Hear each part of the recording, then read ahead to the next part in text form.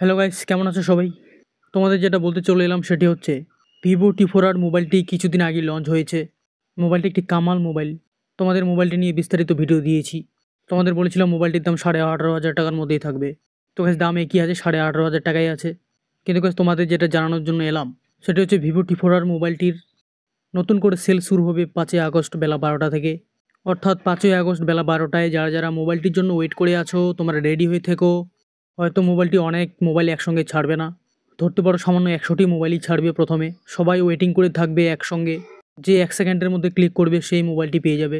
ফ্লিপকার্টও খুব শেয়ানা আছে গাইস, মোবাইলটির যাতে প্রচণ্ড সেল হয় এবং রেটিং ভালো হয় সেই জন্য অল্প অল্প তারা মোবাইল ছেড়ে দেয়। বেশি মোবাইল তারা অ্যাভেলেবেল করে না, যাতে কাস্টমাররা ভাবি সর্বনাশ এত বিক্রি।